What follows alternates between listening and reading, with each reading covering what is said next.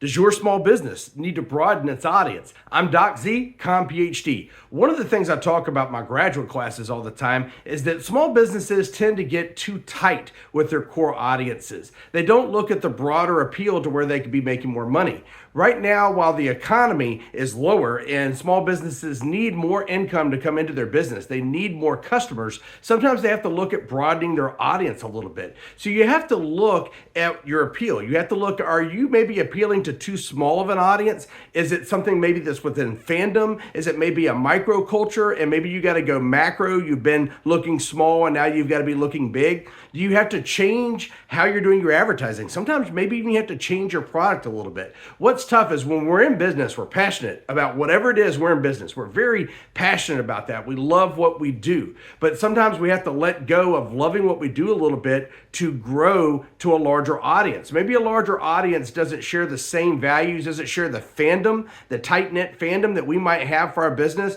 And we've got to broaden that a little bit so it's got a bigger appeal for more people to come and experience whatever it is that you do. So take a hard look at what you do. And it's so tough when we love what we do because we don't want to let go of the technique or we don't want to let go of the finer points, whatever it is that makes that tight fandom, that makes us and that makes our core audience, that makes them love what we do. Sometimes we don't want to let go of that to broaden, but sometimes we have to do that very thing to stay in business. It's very tough for you to decide, are you in business to make money and to make a living, or are you in business to support that very fandom that you love what you do? Sometimes you have to separate the personal emotions of the fandom to do what's right to stay in business. And that's so tough in this economy. It's so tough to still do what you love and have to let go of little pieces of it to try to make a living. So I want you to think about those concepts. Love to hear from you. Make sure you follow and click some likes.